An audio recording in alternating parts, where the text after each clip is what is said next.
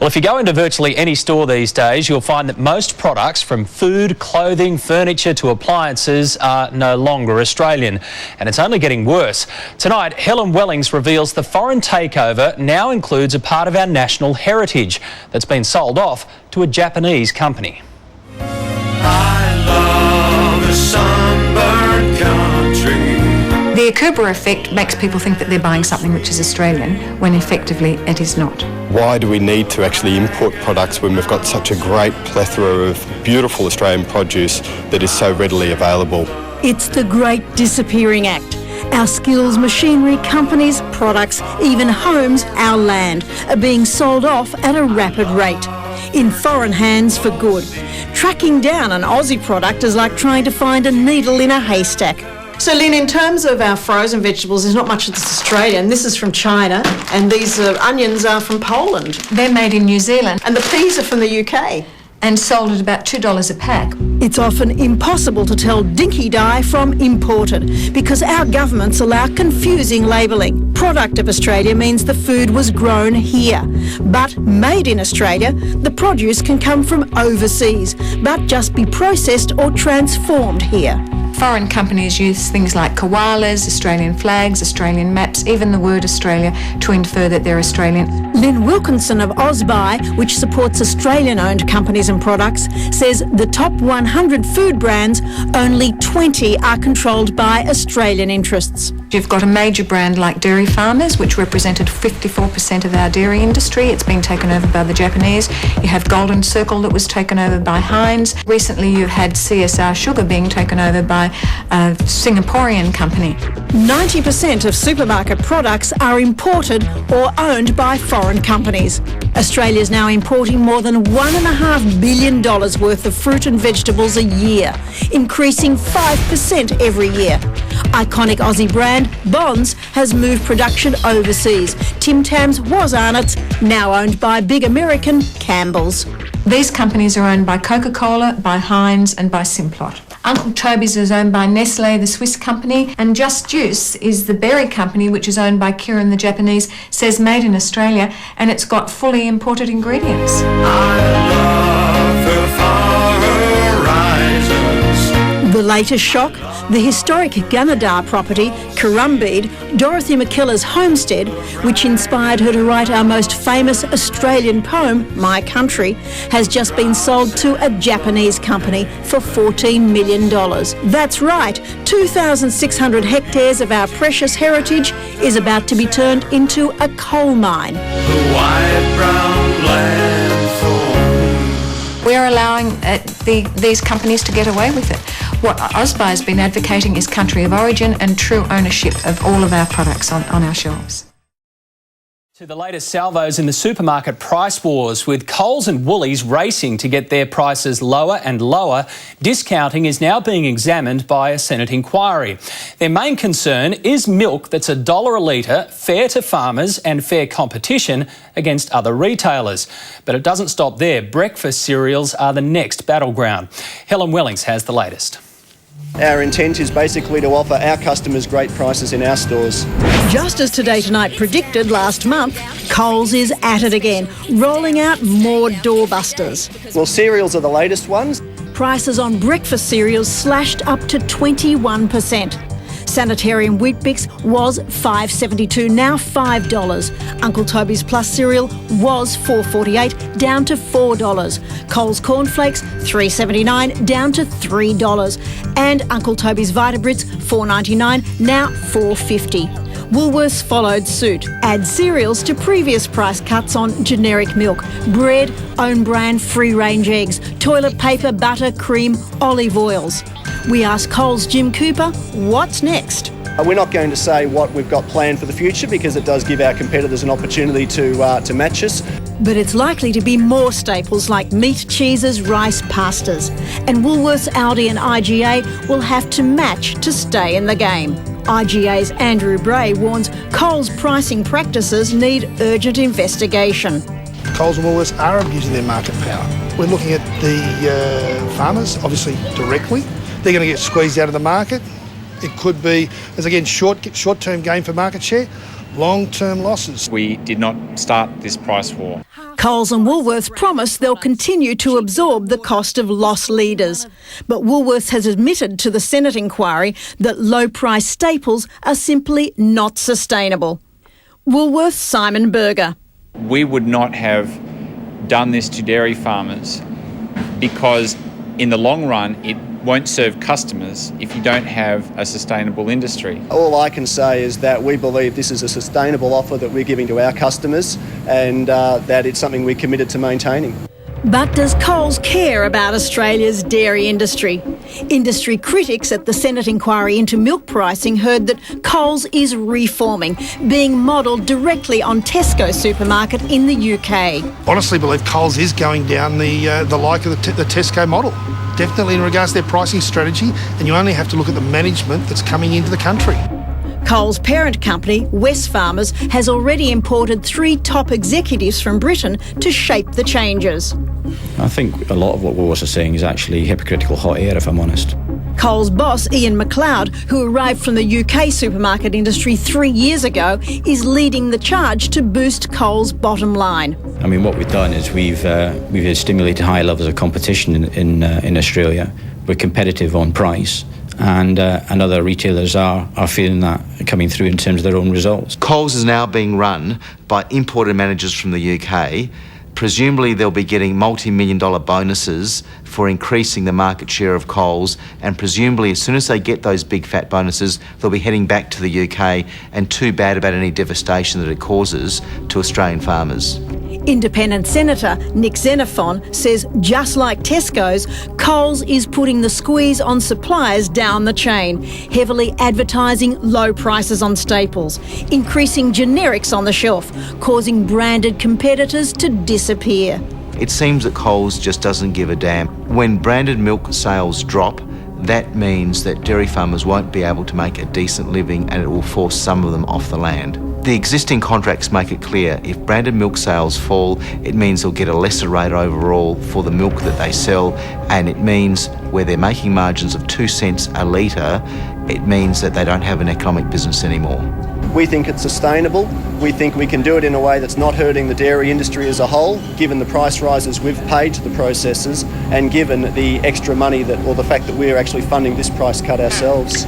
Coles deny that lower prices are being offset by higher prices on other goods, like petrol, tipped to rise above $1.50 a litre, even more in some areas in the next few weeks. Coles needs to explain to us whether there are other products, whether it's products in the supermarket or whether it's petrol, that is subsidising what they're losing on milk and other products. Because if that's the case, we all end up paying about the same. Well, it's the sale of the century and it's happening right on our doorstep. Thousands of acres of prime farming land are being sold offshore to the highest bidder. But with more and more farms and food companies now being owned by overseas interests, Georgia Main finds out what's left and what's next for Australia.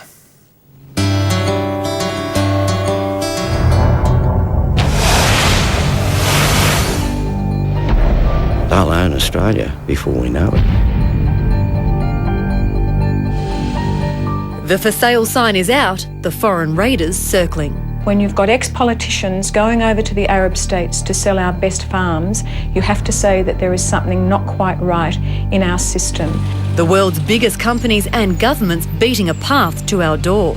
The Chinese know that by 2070 they will only be able to feed 30% of their population from their landmass. Now, one of the most aggressive buyers of agricultural land in Australia is China. Farmer and Managing Director of Sustainable Agricultural Communities of Australia, Rob Belcher. We're looking at countries like Canada acquiring hundreds, if not millions of hectares. I do know of one colleague in the dairy industry who sold a couple of significant properties to a institutional investor, and he's actually back working for that company, helping manage the business. Tasmanian potato and cattle farmer Matt Ryan says there's plenty of farmers forced to bail out to almost any bidder after what's been an extremely tough year. It's little wonder that they're coming here wanting to buy farms, and unfortunately for farmers here who are running businesses on very marginal returns, they may have to take those offers. Aussie farms passed down through generations snapped up. In every city, in every state, the march is on. Grain, dairy farms, water, cattle, all up for grabs. Cargill Australia, a subsidiary of US-based giant Cargill, is trying to acquire Australia's second biggest beef producer, Tees Brothers, based in Queensland. The Spanish company Ebro recently bought Sunrise, based in Leeton, New South Wales, for $600 million. The Chinese are acquiring dozens of dairy farms in Victoria, looking to export milk powder back home. And Swiss-owned Amropa paid $50 million for Tasmanian family business of 20 years, Impact Fertiliser. Selling our food bowl, our future food production, will have dire consequences on your hip pocket. There is no doubt that foreign investment will drive up prices in the supermarket. Once we're out of business, then they can dictate their own prices.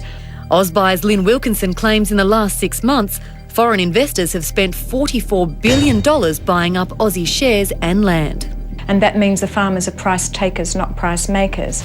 In the area of dairy, 75% of our dairy is now foreign owned. Much of our land and business sales go largely unnoticed.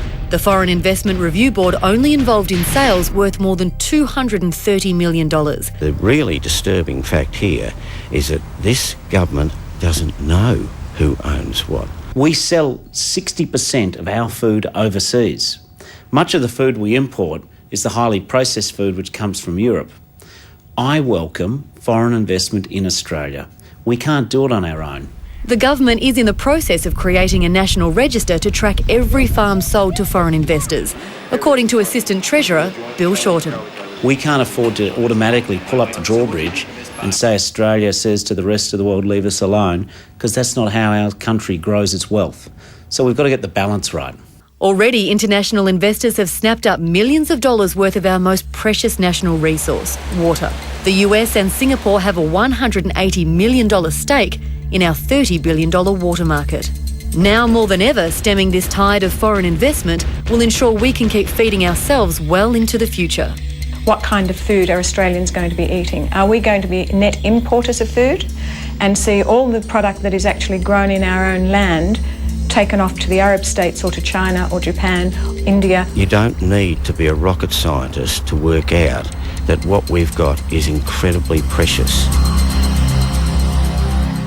Welcome back. Australia is one of the world's great meat producers. We produce clean, green, high-quality cuts of lamb, pork and beef. But meat is fast becoming unaffordable for average Australians.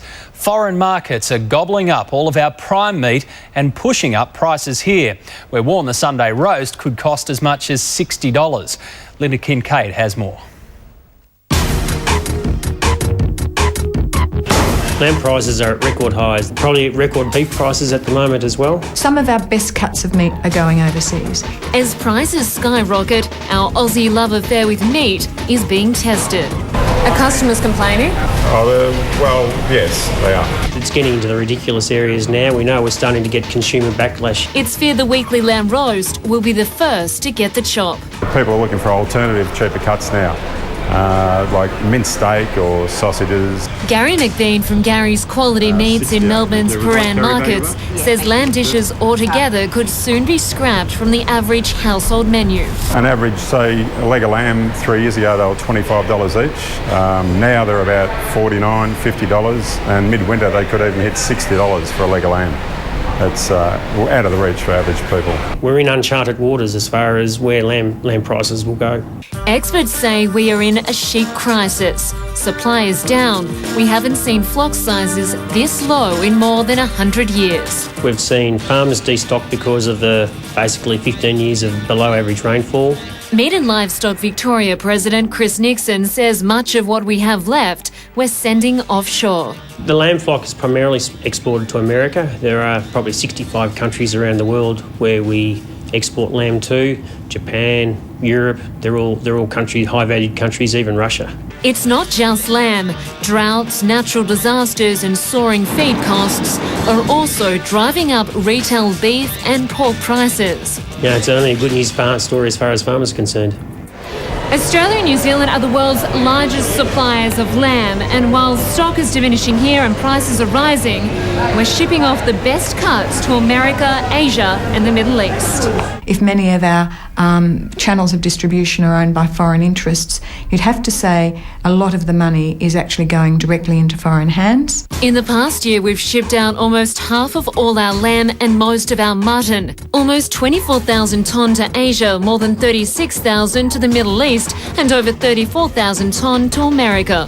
More than 60% of Australia's best beef was exported, around 350,000 tonne to Japan, around 124,000 to Korea, and almost 200,000 tonne to America. As for pork, more than 18,000 tonnes were shipped to Asia, over 6,000 to New Zealand. What do you think about the price of lamb? It's high. We have to have some boom times occasionally, but our costs are very high. Joe Miles is a lamb producer. His stock sold at abattoirs and auctions. We're looking forward to getting $150, $160 per head for the lambs. But on the other hand, when you see the price that you pay in the supermarket, there's a lot of going to the middleman. What do you think about the middleman making such a big profit? It's out of our control, unfortunately. We have to take what we're given at the farm gate. The channels of distribution are not owned by Australians, and our farmers continue to be the ones who suffer. AUSBUY Chief Executive Lynne Wilkinson represents Australian-owned and made producers. We are now actively selling off our best farms to foreign interests and foreign countries, because globally other countries see that food is going to be in short supply.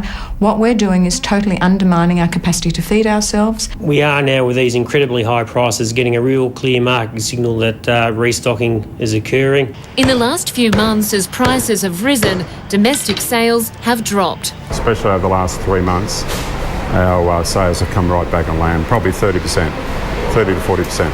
Until there's more supply, meat will continue its steady climb. Everything's going up at the moment, so yeah, it's really it's taking its toll, I think.